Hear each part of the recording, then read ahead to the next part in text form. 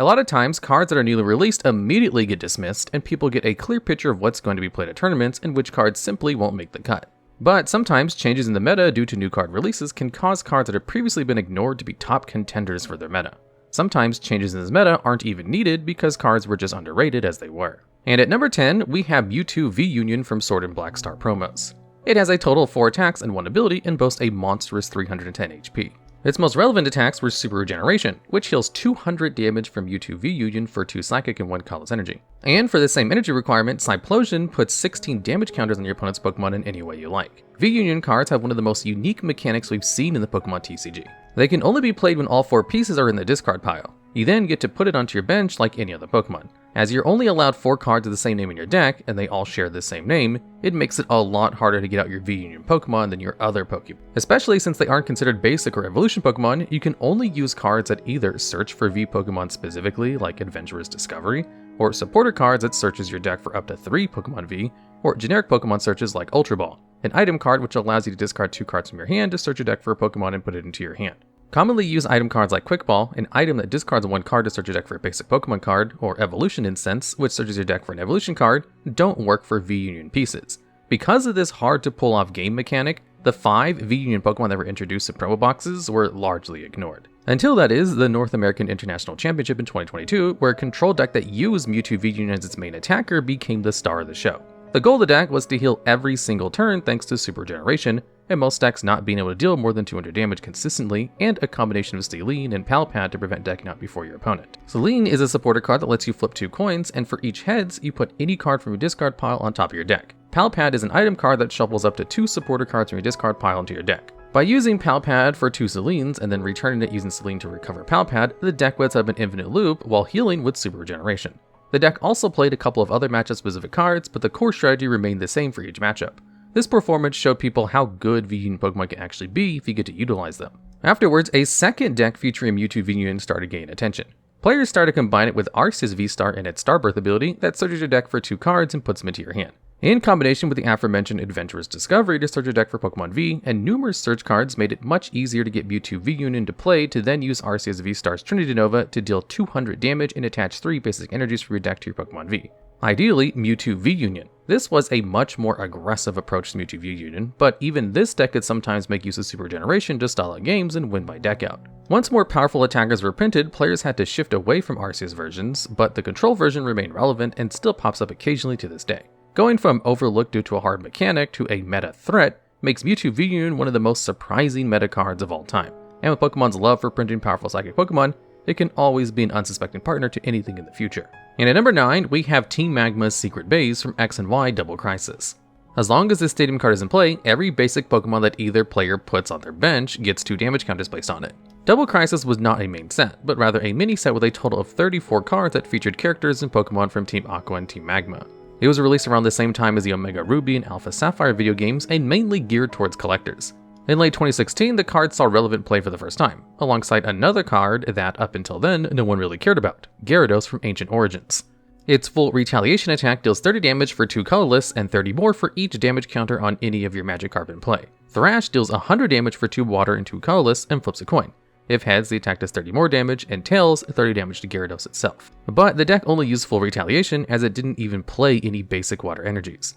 Instead, it used double colorless energy. A special energy provides 2 colorless energy to attack with Gyarados for 1 energy. Team Magma's Secret Base made this deck possible because the deck now had access to an easy way to put damage counters on Magikarps. With 3 Magikarps with 2 damage counters on them each, Gyarados deals 210 damage, which at the time was enough to knock out almost all EX Pokemon in 1 hit. And if it wasn't, having Team Magma's Secret Base in play also helped with setting up opponents' Pokemon for easier knockouts with the 2 damage counters in place. One major downside of this deck was the fact that Magikarp only had 30 HP. So any deck that could place some damage counters with abilities or hit multiple Pokemon at once had a very easy time knocking out multiple Magikarps at once to win the game. This eventually caused the end for Gyarados, but not for Team Magma's Secret Base. The Sun and Moon Guardians Rising expansion brought Drampa GX. For 1 colorless energy, its Righteous Edge attack deals 20 damage and discards a special energy attached to defending Pokemon. Also for 1 colorless energy, its GX attack, Big Wheel GX, shuffles your hand into your deck and then draws 10 cards. For 3 colorless energy, Berserk deals 80 damage and an extra 70 if any of your Pokemon in play have any damage counters on them. This is where Team Magma's Secret Base comes in to enable Berserk to deal 150 damage.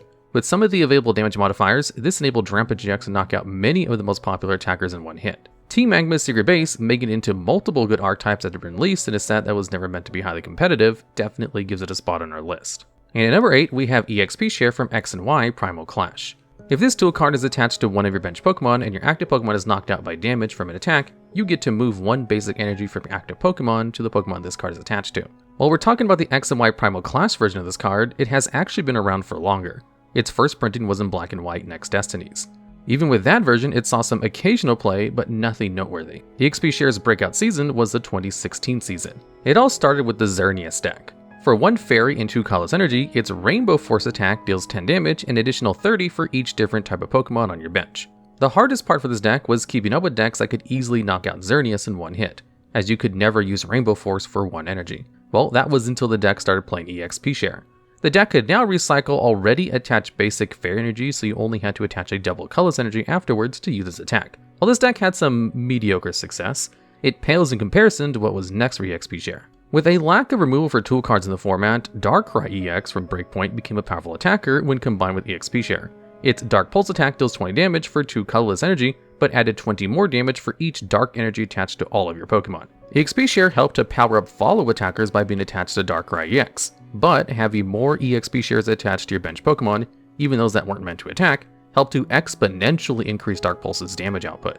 This quickly helped Darkrai EX to rise up to be one of the best decks at the time, and even once tool removal cards became more popular again, it was able to remain a solid pick. Around the same time, decks using Xerneas Break started seeing some minor success. For 2 Fairy Energies, its Life Force attack deals 20 damage for each Fairy Energy attached to all of your Pokemon, very similar to Darkrai's Dark Pulse. On top of that, the regular Xerneas from X and Y Steam Siege was able to attach 1 energy to 2 of your bench Pokemon for just 1 Fairy Energy. This helped flood the board with Fairy Energy cards at EXP Share and helped to keep them around. After that, it remained relatively silent around EXP Share, with some occasional appearances at tech choices in various decks. It eventually made its comeback in 2021 at the European International Championship. Whimsicott V-Star used EXP Share to swarm attackers and keep using its Trick Wind attack. This attack deals 160 damage for 1 Psychic Energy and 2 Colorless, and prevents your opponent from playing any tool or special energy cards during the next turn. Its V-Star Power Fluffball Star attack deals 60 damage for each energy attached to Whimsicott V-Star to one of your opponent's Pokemon. So EXP Share was also helpful to boost this attack's damage. Shortly after Whimsicott V-Star dropped out of the meta again, so did EXP Share, but it's only a matter of time until it finds its way back into another deck. And at number 7, we have Tropical Beach, which was first released as a participation promo at the 2011 World Championships. As long as the stadium is in play, either player may choose to draw cards until they have 7 in hand. After using this effect, the turn ends. Unlike most other cards on this list, Tropical Beach isn't really a card that was overlooked for a long time, as it immediately saw impact. The circumstances under which it became relevant, however, are unique enough to warrant a spot on this list. Nowadays, any card that gets released has to wait for roughly 2 weeks until it's legal for tournament play. Long ago, this wasn't the case for promo cards, as they were immediately legal for tournament play upon release.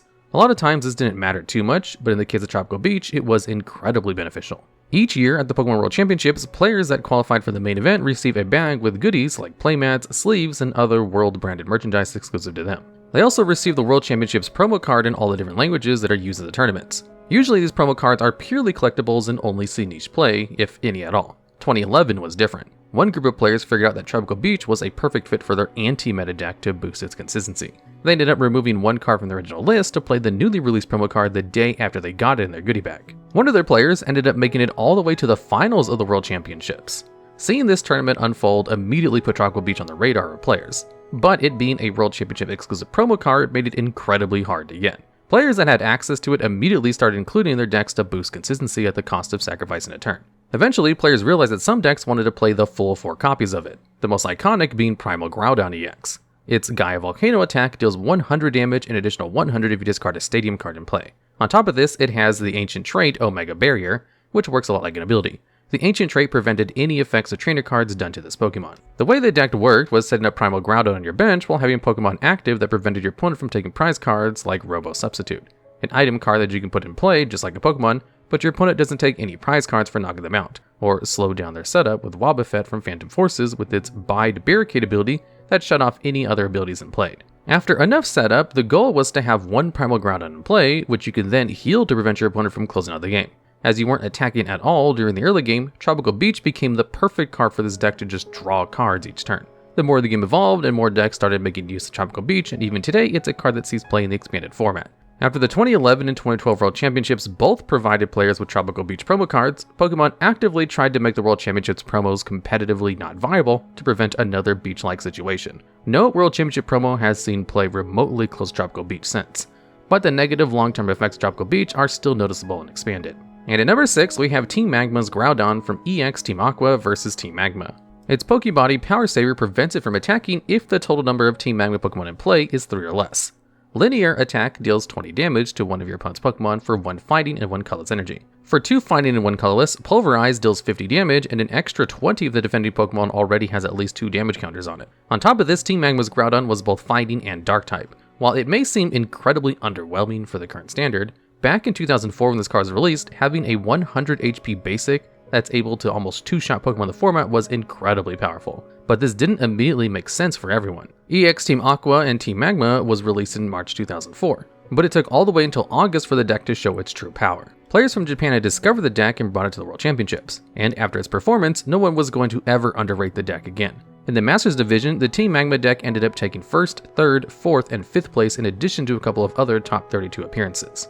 On top of this, it also won in both younger age divisions, with only Japanese players piloting the deck. This kind of dominance from an unknown deck has never been seen since, and the Team Magma deck remained on top of the game for the near future. This story is one of the most interesting ones about innovation and how easily even decks that nowadays would probably be immediately considered great could slip through the cracks and surprise players at tournaments back in the day. And at number 5, we have Victini Prism Star from Sun and Moon Dragon Majesty, another non-main series set, a basic Pokemon with 90 HP. It only has 1 attack, Infinity, which for 2 fire energies shuffles all of your basic energies from your discard pile into your deck and deals 20 damage for each of them. Just like any other Prism Star Pokemon, it has the Prism Star rule, which prevents you from playing more than 1 copy of the card in your deck and puts it into the Lost Zone instead of the discard pile when it's knocked out. The Lost Zone is an area of the playing field where cards aren't available for the players for the rest of the game. When Victini Prism Star was released, no one cared about it at all, as the deck didn't seem particularly useful, as you had to have a lot of basic energies in your discard pile for it to deal significant damage. Almost a year later, fire decks started to gain a lot of popularity thanks to Reshiram and Charizard GX and the Wailord support card. Reshiram and Fire GX had a total of 3 attacks. For 1 fire energy and 1 colorless, Outrage would deal 30 damage plus 10 more for each damage counters on the card. Flare Strike would deal 230 damage for 3 fire energies and 1 colorless, but this card can't use Flare Strike during your next turn. Its GX attack, Double Blaze GX, deals 200 damage for 3 fire energy, but if it has 3 more fire energy attached to it, it deals an extra 100 damage and ignores any effects of the defending Pokemon. Welder attaches up to 2 fire energies from your hand to one of your Pokemon in play and draws 3 cards afterwards. These 2 cards were already established in the metagame ever since the release in Sun and Moon of Broken Bonds. Usually, decks that focus on Reshiram and Charizard GX would play around 11 fire energies, and if they needed any more than that, they would use Fire Crystal, an item card that lets you put 3 fire energies from your discard pile into your hand. For the 2019 World Championships, a group of European players brought a new fire deck to the table. Instead of using item cards to recover their energies, they played a total of 18 basic fire energies in their deck. This also meant they were now able to make use of Victini Prism Star, as it was now able to deal 320 damage, which was more than enough to knock out any attacker. On top of that, it recycled all the previously used energies and made it possible to use some of the more energy-demanding attackers of the deck again. Overnight, this previously completely ignored card became popular, and other decks now had to respect the high damage ceiling that Victini Prism Star brought to the table. But this wasn't the only card that this deck catapulted from binder bulk to top meta, as you'll see in our next entry. And at number 4, we have Ninetales from Sun and Moon Team Up, a Stage 1 Pokemon with 100 HP. At the cost of discarding 2 fire energies from your hand, its 9 Temptations ability lets you switch your opponent's bench Pokemon with their active Pokemon. Its attack Flametail deals 90 damage for 1 fire and 2 colorless. As previously mentioned, Ninetales also played a major role in the newly discovered fire decks from the 2019 World Championships, but this is nowhere near the end for either of these 2 surprise cards. For the rest of the 2019-2020 season, this deck remained at the top of the meta, and managed to win the 2020 Latin America International Championships and got 2nd place at the 2020 Oceania International Championships. Both Ninetales and Victini were key parts of these decks, but especially Ninetales was incredibly important to the deck. Since the set rotation before the 2019 World Championships took place, many cards that allowed you to switch your opponent's active Pokemon with their bench Pokemon had rotated. One of the remaining ones was Custom Catchers, an item card that requires you to have 2 at the same time to switch one of your opponent's bench Pokemon with their active Pokemon. If you only played one, you get to draw until you have 3 cards in hand. Another option was Pokemon Capture, an item card that requires you to flip a coin and if heads, lets you switch one of your opponent's bench Pokemon with one of their actives. This either meant that players could gust up a Pokemon up to a maximum amount of twice per game with Custom Catcher, or had to rely on a coin flip every time they wanted to do so. There was also a gusting card specifically for GX Pokemon and Great Catcher, an item card that had you discard 2 cards from your hand to switch one of your opponent's GX Pokemon into their active spot. Having easy access to Ninetales gave Fire decks an incredible advantage in that regard, especially since discarding energies with Ninetales actually helped fuel Victini Prism Star's Infinity attack. Going from 2 unplayable cards to key parts in one of the best decks at the time, rightfully put both Ninetales and Victini Prism Star on our list. And at number 3, we have Wailord EX from X and Y Primal Clash. Its water availability heals any special conditions from it whenever you attach an energy card from your hand to Wailord EX. And its high breaching attack deals 120 damage for 5 water energy. After using this attack, Wailord EX is asleep. Now, funnily enough, none of these mattered when this card first became popular.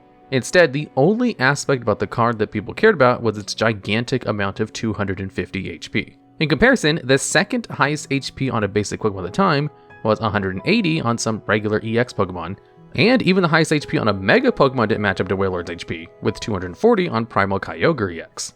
Wailord EX entered a big stage of the US National Championship in 2015, where he was able to make it all the way into the finals. Up until then, no one had really looked at the card or considered building a deck around it. The archetype that eventually ended up played changed the way that players approached the game and deck building forever. While lock, disruption, and control decks had been a thing in the Pokemon TCG basically since its introduction, when Alakazam from the base set and its damage swap Pokepower was combined with HP Pokemon like Chansey and Kangaskhan to move around damage counters and eventually heal with Pokemon Center to discard all energies from Pokemon with damage counters and fully heal them, or Seismitoad EX decks with Quaking Punch, an attack that does 30 damage for 2 colorless energy and prevents your opponent from playing any item cards in the next turn, to slow down decks significantly when paired with cards like Team Flare Grunt, a supporter that discards an energy card from your opponent's active Pokemon. All of these decks have something in common. They combine disruptive Pokemon with control-type abilities or attacks with disruptive trainer cards to help their strategies. Wailord EX didn't attack at all. As a matter of fact, the original version from the 2015 US National Championships didn't have any energies at all. Its only way to win was by decking out your opposing player by healing Wailord EX over and over, while getting rid of their energies or otherwise making sure your opponent wouldn't be able to attack. As you might expect, this caused incredibly long games, and usually, even with the tournament format back then being best of 3, only one game would be played when paired against a Wailord EX. In the upcoming months, these Wailord decks started experimenting with a variety of other cards, and eventually found suitable attackers that helped with their strategy. But at the core, the strategy remained the same. Later that season at the 2015 World Championships, Wailord EX was actually included in the winning deck, but fulfilled an entirely different purpose there. A deck utilizing Blastoise's Deluge ability to attach as many water energies Pokemon as you liked, use Wailord's massive HP to wall out Pokemon that weren't able to take out Wailord EX in one hit, to trade more favorably against them. In the 2015/16 season, Wailord went back to being a control-type deck that wasn't able to replicate its US national success in the standard format. This wasn't the end for Wailord EX or its influence. This card remained relevant in the expanded format for a while by using the control-type cards that were available to it. Its influence can be seen even today. Ever since the 2015/16 season, stall-type control decks have been a staple in the competitive Pokemon TCG, and a lot of them have used strategies that don't require attacking for the most part. Wailord's Cinderella story combined with the incredible amount of influence it had on the Pokemon TCG going forward by showing players that winning without attacking is possible, makes it one of the most surprising cards that ended up being meta in the history of the game. And at number 2, we have Flying Pikachu VMAX from Celebrations. It only comes with a single attack max balloon that deals 160 damage for 1 lightning into colorless energy and prevents any damage done to Flying Pikachu VMAX by basic Pokemon during your opponent's next turn. It also has a massive 310 HP. Like basically any other card in Celebrations, this card was just written off as a collectible card when the set first released back in October 2021. Due to the incredibly high amount of demand for this set, people wanted to pull nostalgic reprint cards like Umbreon Goldstar, base set Charizard, and Mew EX. Regular cards like Flying Pikachu VMAX quickly dropped to bulk prices and weren't worth more than a couple of cents. Sometimes, all a card needs to be viable is one decent attack or strategy that suddenly becomes relevant with future set releases. When Sword and Shield Astral Radiance released at the end of May 2022, everybody knew that Palkia V-Star was going to be the next deck to beat. Its Subspace Swell attack deals 60 damage for 2 water energies, but deals an extra 20 damage for each bench Pokemon in play, yours and your opponent's. Its Star Portal V-Star ability allows you to attach up to 3 water energies from your discard pile to your water Pokemon in any way you'd like. On top of that, it was only worth 2 prize cards and it had 280 HP, something that had become the standard for being viable ever since Pokemon V-Star were introduced in Brilliant Stars. Naturally, players were now on the outlook for cards that would somehow be able to deal with Palkia V-Star efficiently without succumbing to the various tricks the deck had access to. Some of the most successful counters were Pokemon that had high HP and didn't need a lot of Pokemon in play to give Palkia V-Star a rough time dealing damage. The two most popular ones were Blissey V and Dragonite VMAX. Blissey V's natural cure ability removes any special condition on it when an energy is attached to it. Blissful Blast deals 10 damage for 1 colorless energy, plus 30 more for each energy attached to Blissey, and after dealing damage, you get to attach up to 3 energies from discard pile to it. Dragonite VMAX has the Sky Scrub ability, which prevents it from taking any damage from Pokemon with special energies attached to them. For 1 fighting energy and 2 metal energy, G-Max Pulverization deals 220 damage and ignores any effects of the defending Pokemon. It would usually be paired with Arceus V-Star with its Starbirth V-Star power that allows you to search for 2 cards from your deck and put them into your hand. Trinity Nova deals 200 damage for 3 colorless energy and allows you to attach up to 3 basic energies from your deck to your Pokemon V in any way you'd like, making it perfect to power up Dragonite VMAX. They would often pair these bulky attackers with healing cards like Hyper Potion, an item card that discards 2 energies attached from a Pokemon to heal 120 damage from it to try trading favorably with Palkia decks. Blissey V, however, was very vulnerable to Starmie V. Its Swift attack deals 50 damage for 2 colorless energy and ignores any kinds of effects on the defending Pokemon, but the more interesting attack is Energy Spiral. For 2 water energies, it deals 50 damage for each energy attached to your opponent's Pokemon. Blissey decks now had the choice to either severely limit their damage output by not attaching a lot of energies, or to play right into Starmie V. Duraludon decks had a bit of an easier time because Duraludon VMAX itself only needed 3 energies to attack. But if you were careless and kept some energies on your Arceus V-Star, or tried getting greedy by getting out multiple Duraludons, Starmie could quickly punish those decks as well. This is when players discovered Flying Pikachu VMAX, an attacker that could knock out Palkia V-Star in one hit thanks to its lightning weakness. It also didn't require a lot of setup because it could either be powered up by Arceus V-Star, or 2 manual attaches thanks to double turbo energy, an energy that provides Pokemon is attached to 2 colorless energy, but reduces its damage by 20. Its incredible efficiency in beating Palkia, the best deck at the time, immediately made Arceus with Flying Pikachu one of the most played decks.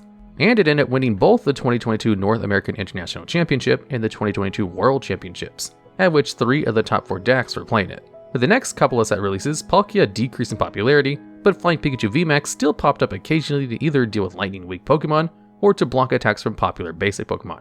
Its mediocre rise is one of the quickest and most impressive we've ever seen. And at number 1, we have Dragonite FB from Platinum Supreme Victories, a basic Pokemon with 100 HP. It only has its 2 attacks. Its Mach Blow attack deals 20 damage for 3 colorless energy, or 80 damage if any Pokemon is an SP Pokemon. Giant Tail deals 100 damage for 4 colorless energy, but does nothing if you flip Tails on its mandatory coin flip. SP Pokemon were a special archetype of Pokemon that first got introduced in Platinum. Their special mechanic was they had access to a large variety of specific trainer and energy cards that would only work for SP Pokemon. They were also all basic Pokemon which could immediately be put into play, even Pokemon like Dragonite that were Stage 1 or Stage 2 Pokemon under regular circumstances. Right as SP Pokemon were introduced to the Pokemon TCG, they became meta relevant immediately. And for the few years after the release in the early 2009 decks, making use of powerful cards like Power Spray, an item card which you could play during your opponent's turn as long as you have 3 or more SP Pokemon in play, should block one of the Poke Powers they were using. Or Luxray GL Level X with its bright look that allowed you to switch one of your opponent's bench Pokemon with their active Pokemon when Luxray GL Level X was put into play. And Flash Impact, an attack that deals 60 damage for 1 lightning and 1 colorless energy, but also forces you to put 30 damage in one of your bench Pokemon, were powerful contenders in the metagame. In August 2009 Supreme Victors, the 3rd expansion featuring SP Pokemon was released. All eyes were on 2 specific Level X Pokemon and their basics. Garchomp C Level X with its Healing Breath Poke Power that allowed you to fully heal all of your SP Pokemon in play, and Dragon Rush, an attack for 3 colorless energy that required you to discard 2 energies from Garchomp C Level X to deal 80 damage to one of your opponent's Pokemon in play, but couldn't be used on the following turn. And Blaziken FB Level X with its Burning Spirit Pokebody that increased the damage done by attacks to any burned Pokemon by 40, and Jet Shoot, an attack for 1 fire and 1 colorless energy for 80 damage, but on your opponent's next turn, Blaziken FB Level X would receive an extra 40 damage from attacks. Meanwhile, Dragonite FB was completely ignored. The dominance of SP decks continued throughout the next couple of set releases, and the combination of Luxray GL Level X and Garchomp C Level X became the undisputed best deck in the game when Double Colorless Energy was released in Heart Gold and Soul Silver, which made it much easier to play for attacks that required multiple colorless energy, especially Garchomp C Level X's Dragon Rush. By combining Energy Gain, an SP-specific tool that reduced energy cost by 1 colorless energy, and Double Colorless Energy, Dragon Rush could be used for a single energy attachment. Another attack with this same kind of requirement was Dragonite's FP's Mach Blow. Now, there it was, a 100 HP, basically 1 energy attacker that specifically dealt 80 damage against the best archetype in the game. Most regular SP Pokemon didn't even have more than 80 HP, and it could one-hit the strongest attackers in Garchomp C Level X for its weakness, but players still didn't consider Dragonite FB for their decks. Until the 2010 World Championship anyway. As expected, Luxray Geo level X and Garchomp C level X ended up winning the most important tournament of the year. But a particular player's winning deck list was anything but normal at the time. He opted for a much more defensive build of the deck by using a lot more supporter cards in the average list, and most notably including Dragonite FB. This finally put on the radar of other players, and going forward into its rotation shortly before the 2011 US National Championship, it became a staple in any kind of SP build to have a solid answer against most attackers your opponent could use. This surprise story of Dragonite FB being severely underrated for almost a year after its release, to becoming a staple in the best deck in the game at the time, makes it the most surprising card that ended up being meta. Alright, and that's the list. Do you have any ideas for unique videos that we could possibly make in the future? If so, we'd love to hear about them down in the comments.